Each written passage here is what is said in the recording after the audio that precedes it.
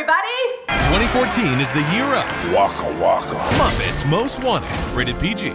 Okay, so I got my white background, I've got a Cookie Monster sweater on.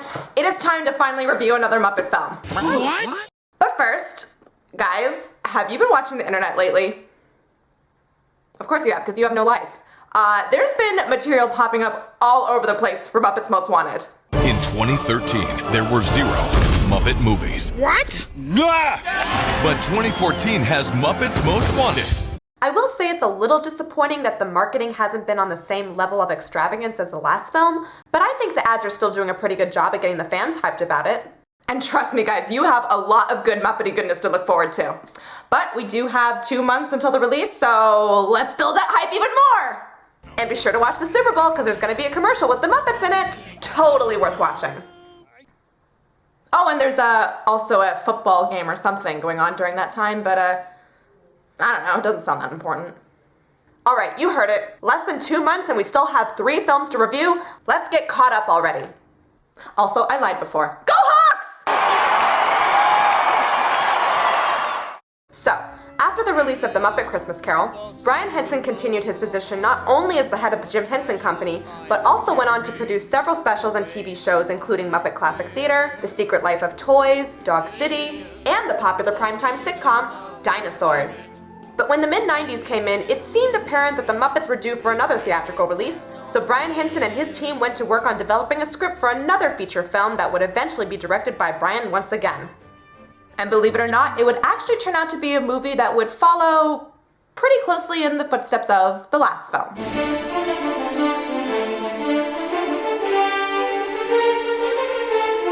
In a vague kind of way, this movie acts almost as a sequel to the last film, but not really. The movie is of course based on the classic Robert Louis Stevenson story, and it came out in 1996, so I was probably about 7 or 8 years old when I saw it in the theaters. At the time, I was probably the right age for it because I remember the movie being funny, epic, and it had the characters that I loved and grew up with in this fun adventure story, so of course I thought it was awesome. But after the theatrical run, it took me several years to finally see it again, and having watched it as an adult, I have to admit I'm kind of split because as a whole, this movie does not quite do it for me the way it did when I was a kid. I mean, it's certainly one of the most adventurous films the Muppets have ever starred in, and it also has a lot of really funny moments, but it also has a lot of moments where you're not exactly sure what to think of it. Those moments when you know something is meant to be intentionally serious or silly, but you're not really sure that's the right emotion they should have gone for. Well, anyway, I myself never read Treasure Island or saw anything else based on the original story, so I'm not going to compare it to the book, I'm just going to review the movie on its own. So grab your treasure map and your stereotypical pet lobster! That will make sense when you watch the movie. This is Muppet Treasure Island. So the film begins much in the same way the Muppet Christmas Carol did, with a helicopter shot moving backwards, and almost immediately the opening song shows up to explain a little backstory. Shiver my timbers, shiver my soul, yo-ho-dee-ho. Alright, now I do have to admit that this is a really, really good intro. Heck, if you just heard the audio for this song and didn't even know there were puppets in it, you probably wouldn't have guessed that this was from a family movie, much less a Muppet film. I mean, pirates come in to bury treasure, and the background characters address mutiny, the use of alcohol, and even the devil. They actually talk about the devil in a G-rated flick. I mean, I know the Muppets can be edgy, but this really sets it up on a more adult level, doesn't it? And those buccaneers drown their sins in rum. The devil himself would have to call them scum. Anyway, I really do adore this song, and it's probably my favorite in the whole movie. It's definitely eerie, but it's still kept light since it has some fun-looking characters such as weasels, a monkey, crabs, statues, and even a cute little octopus singing the song. And when free and ready sail the sea, you can bet your boots there'll be treachery. Even if the song does end in Shiver my timbers, shiver my sails, dead men tell no tales. Wow, that was dark. From there, we get some more backstory being told by former pirate Billy Bones, played by comedian Billy Connolly, who explains that he used to be under the command of a pirate named Captain Flint. Oh aye, and then old Flinty up and died afore they could get back to that cursed island and dig up the treasure. It turns out Captain Flint was the pirate in the opening who killed off most of his crew after burying some treasure many years ago, and Billy Bones is one of the few survivors. No one knows the whereabouts of the map that could lead to the island where the treasure is buried, and the only one who really seems interested in Billy Bones' story is a young orphan boy named Jim Hopkins, played by a very young Kevin Bishop. If I had it, my friends and I wouldn't be here serving you rum, Mr. Bones. The kid works at an inn run by a very, very grotesque-looking Jennifer Saunders. Last night you forgot to put out the lantern. If you forget that again, there'll be no table scraps for a week. And also accompanying him are his best friends, Gonzo and Rizzo, returning in this film as a duo and playing themselves.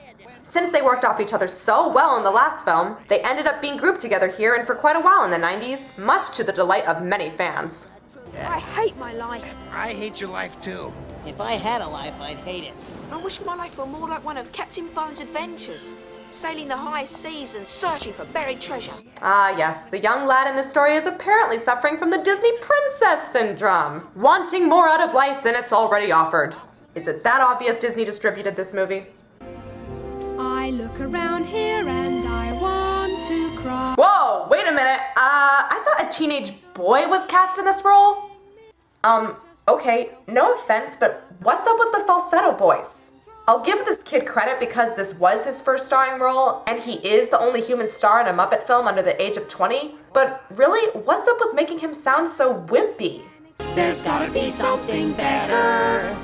Something better. There's gotta be something better than this for me. I mean, don't get me wrong, Kevin Bishop definitely brings a lot to the character of the innocent Jim Hawkins, but I think a lot of people will agree that making him sing like this is a little annoying and incredibly distracting, don't you think? And I know this life I'm living can't be my destiny.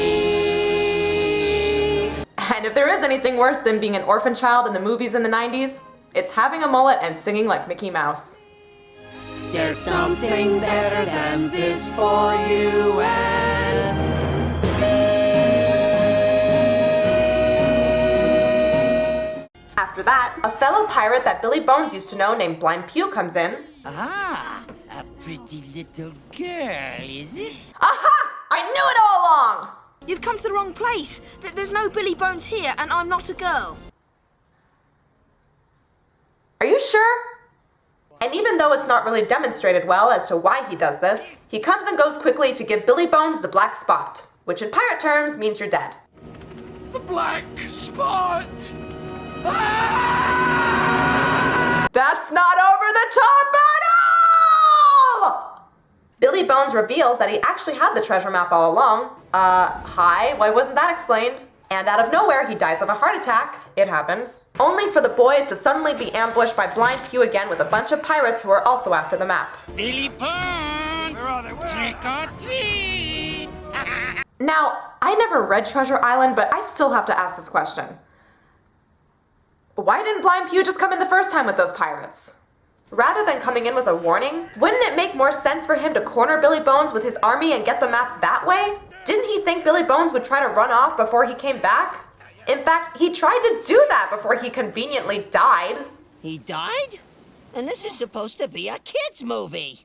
I don't know, movie. You're already starting to lose me a bit with characters who are too dumb to think their own plans through. I think I smell something burning, no? Ugh. You know, a blind person would still feel all the flames around them. I don't think it's really that hard. Okay, fine, he's dumb. Let's just move on and get this over with. Jim and his friends manage to escape the pirates and, having always dreamed of adventure, decide to find a boating company that will fund their voyage to look for the treasure. And I know people will kill me if I don't mention this. That is the late and great puppeteer Jerry Nelson making a cameo as a butler. He's done a gajillion characters over the years, but you'd probably most recognize him as the performer of The Count and Gobo from Fraggle Rock. Of course, his rich half-wits and young Squire Trelawney is here. One surly butler, They get a crew together, with Kermit the Frog playing the ship's head superior, Captain Smollett, and the boys are also introduced to probably the best part in the entire movie. What have we here? Stowaways.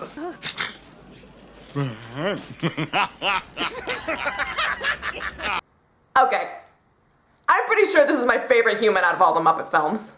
The friendly Long John Silver, played by Tim Curry, is hired as the ship's cook and even strikes up a quick friendship with Jim, But it becomes pretty obvious that he is the villain of the film. And I do mean villain as in villain of the film. Tim Curry's silly and obnoxious personality blends incredibly well with what this movie was going for, which is obviously a more comedic atmosphere.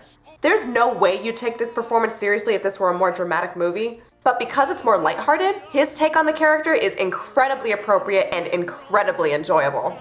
There's many a dark-hearted scoundrel in these ports.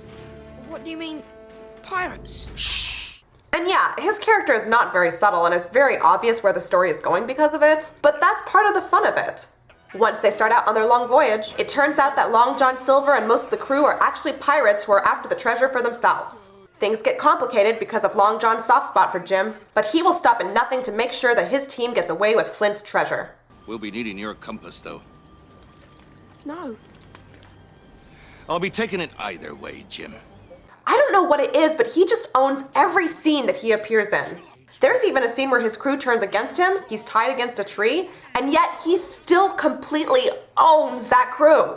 Satan is hating his pokers for you, you blasphemous heathens.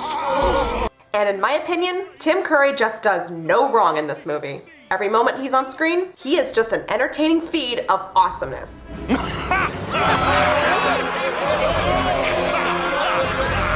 Ugh, I just want to dub the Godzilla roar over one of those laughs just to complete the awesomeness. Just like the last movie, this Muppet film primarily focuses on one big celebrity star rather than having several cameos, but there is still Jennifer Saunders and Billy Connolly who both make the brief appearances. Oh, and in case you're wondering, yes, Connolly's is the first and only character to actually die in a Muppet film. Billy Connolly himself was so proud of this fact, he even addressed it in some of his own stand-up comedy. Oh, I don't have a clip of that. You're just gonna have to take my word for it. The movie, as it turns out, actually does have a very colorful cast of Muppet characters as well. Aside from the usual characters who are cast pretty well in this story, at the time, the Muppet franchise was going through a period where they were trying to introduce a lot more characters into the mix, and it looks like they used this movie to try to introduce them. Most of the characters didn't make it past the first few years, but they work pretty well for this movie. Where most of the original Muppets have simpler designs and softer features, a lot of these newer characters are more complicated, both in their features and their technical build. I mean, a lot of these characters blink. They actually blink! Not a lot of Muppets do that. And all of them are pirates in this movie, so the elaborate gruffness adds a lot to their roles, including a clueless goat, some thing that looks like it's made out of seaweed, and yes, a quote-unquote stereotypical pet lobster named Polly. But I thought sailors had talking parrots as pets. Talking parrots? Heck, what an imagination. First pirates, now talking parrots? What's next? A singing, dancing mouse with his own amusement park? Oh yeah,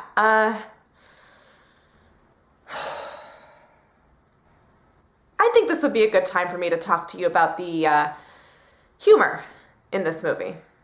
In the 90s, we seemed to enter a time in kids' films when making modern-day references became really popular.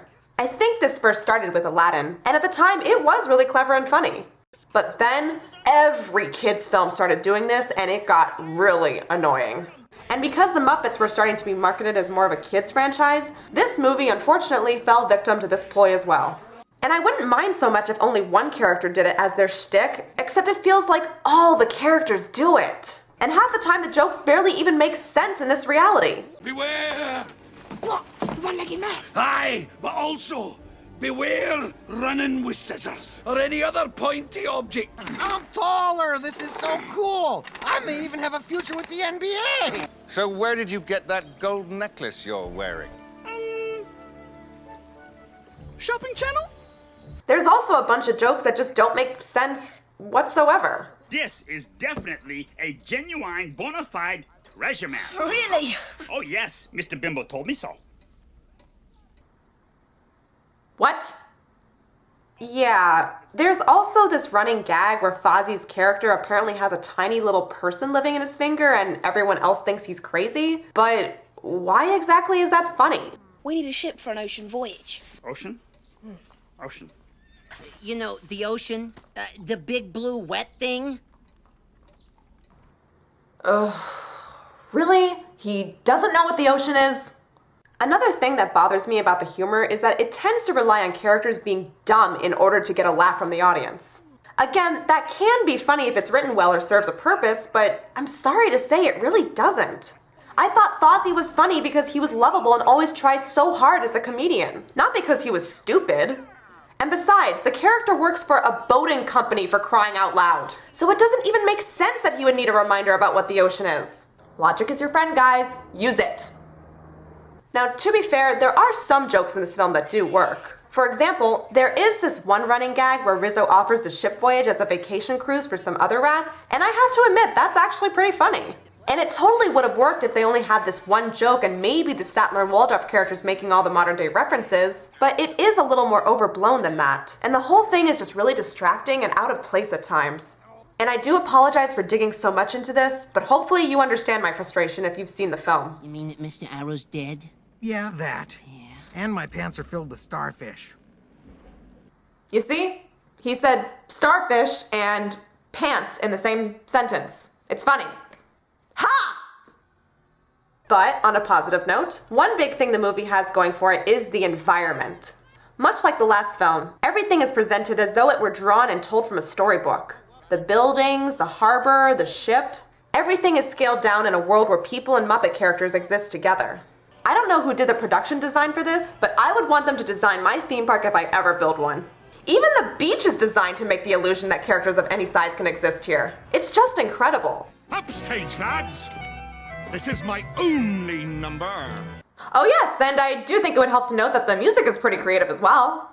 No Muppet film would be complete without musical composition. The songs for this movie were composed by pop songwriters Barry Mann and Cynthia Whale, and the score composed by popular movie music artist Hans Zimmer, who had also composed the music for The Lion King a few years earlier.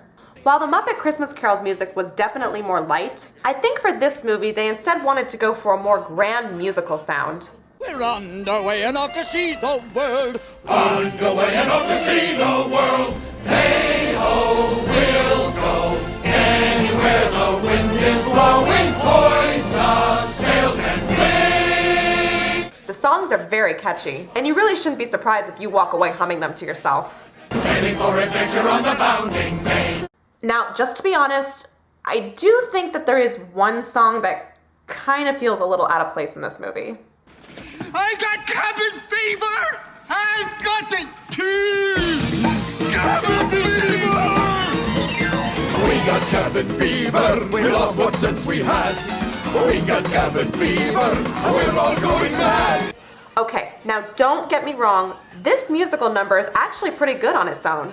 And the reason why is because it really feels like one of those classic group musical numbers from The Muppet Show. It's of course over the top, but that's one of the things the Muppets are really great at getting away with. The only problem is, it feels a little out of place for this film. I mean, the movie started out with this. Shiver my timbers, shiver my bones, yo-ho-ee-ho. And then later, we're suddenly in Cabin fever and drivers all aboard. This once-bound vessel has become a floating psycho ward. Yeah, it doesn't quite add up, does it? Plus, it's just a grand musical production of filler in the end. Because when you think about it, it kind of comes and goes real quick. It's not moving the story along in any way.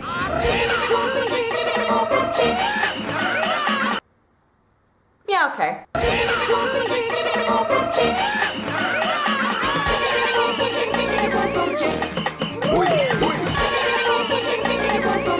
Cabin fever! Woo! Phew, wow. Yeah. Just try finding something even more obnoxious than that in this film.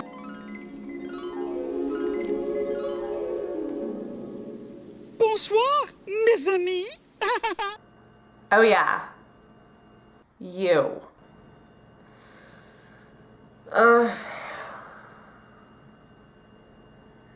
Guys, I'm really sorry to be negative, but this is just one more thing I really feel I need to address.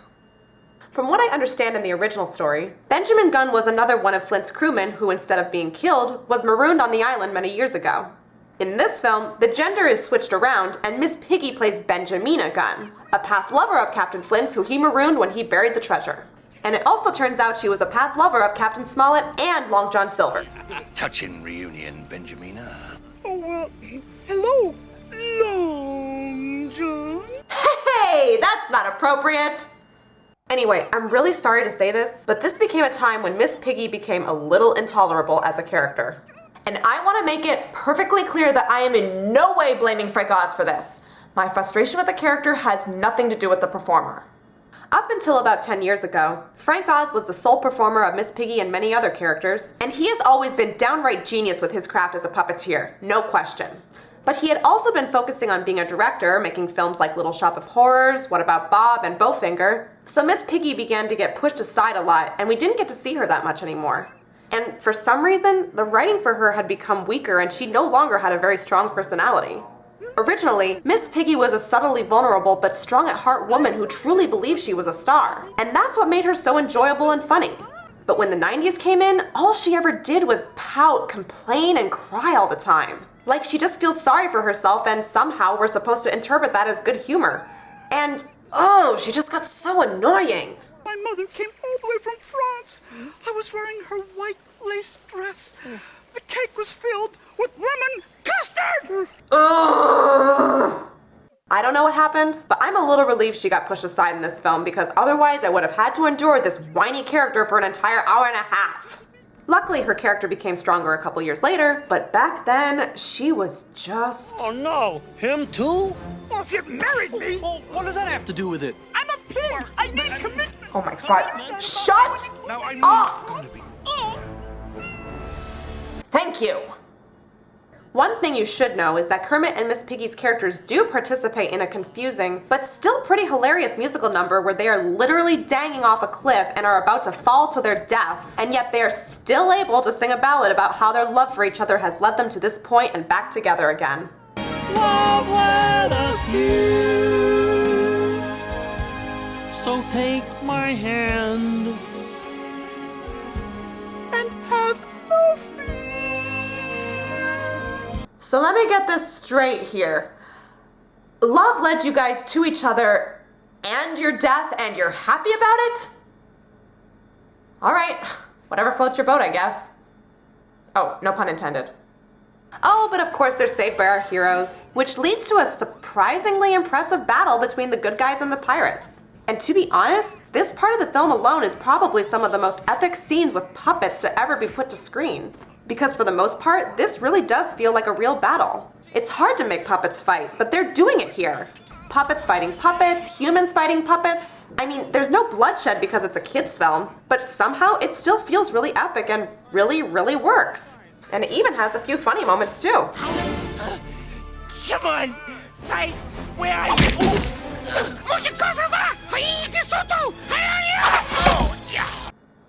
Wait, were those the starfish in his pants? So yeah, the ending is a little easy to figure out, but if you're not familiar with the classic story, I won't ruin it for you. It's best to just check out the movie for yourself and decide how you feel about it. For me personally, I think that this is a film that can really kind of go either way. You either find what you like about it and you enjoy it, or it's too over the top and you don't like it. But either way, it's still an entertaining film.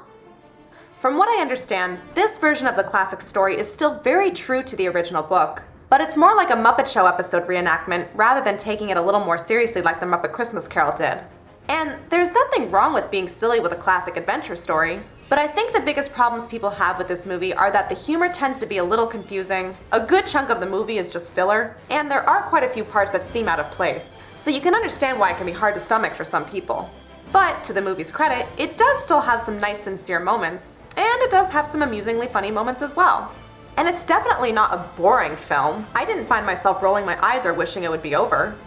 In the end, Muppet Treasure Island was written to be a strictly silly film, and that's exactly what it is. It's not strictly funny, it's strictly silly. If it had maybe focused more on making itself a little more of a mature satire, it probably could have been stronger and had more potential. But from my observation, if you enjoy the Muppets, then you will probably still enjoy this movie. I think it just really depends on your personal taste. Looking back, the movie itself is pretty harmless and there's certainly nothing insulting about it. Like I said before, I did enjoy this more as a kid, but I still found there can be a lot to be taken from it as an adult. And I will say this, the music is great, the puppetry is great, the atmosphere is great, the technology is great, and Tim Curry is really, really great. So I definitely think it's worth your time. It's an entertaining, adventurous film to say the least, so I recommend that you check it out to see how you personally feel about it. And you know, it's really too bad Brian Henson never directed any more theatrical films after this one, because I know a lot of people, myself included, really enjoy his style and choices of directing, and it would have been really interesting to see more movies done like these last two. But for what it's worth, the two films he did are very engaging and creative, and if you are aware that it's Jim Henson's son that was behind them, you can definitely tell that he put a lot of love and effort into these projects, and that makes them even more enjoyable to watch. Alright, as I promised before, here is my review of the Muppet Treasure Island and Great Muppet Caper Blu-ray combo that recently came out. The quality of the video is gorgeous, and the sound is actually really incredible, especially during the high-energy musical numbers and action scenes. The extras are surprisingly better than some of the other releases. There's some karaoke stuff, but there's also an audio commentary and even a 22-minute behind-the-scenes documentary about how the movie was made. And we get to learn a lot of really interesting facts related to the film's production. There's also a short, kid-friendly music video that was taken from a sing-along tape, but whatever, it's kind of cute, I guess. And for anyone who's wondering, the only extras related to the Great Muppet Caper are just 2 karaoke tracks. And to be honest, I have yet to find anyone who gets hyped about these features. But the movie itself is still wonderful. And just like the other releases, the beautiful video and sound quality is still worth the purchase. It is a little odd that they put these movies together even though they have nothing in common, but I guess from a marketing standpoint I can see why they would do that. And once again, Disney keeps re-releasing these movies with covers that are so obviously photoshopped from older images, and it's a little frustrating that they haven't put a little more effort into their presentation of their older films. But hey, you know what they say. Don't judge a book by its cover, so don't judge a Disney movie by its horrible Photoshop cover. Bottom line, the contents inside are much more promising. Never trust a silver platter. Alright everyone, thank you so much for watching this review of Muppet Treasure Island, and be sure to check it out to see some swashbuckling Muppety fun. Have a great start to the new year, and I will see you next month for the next review.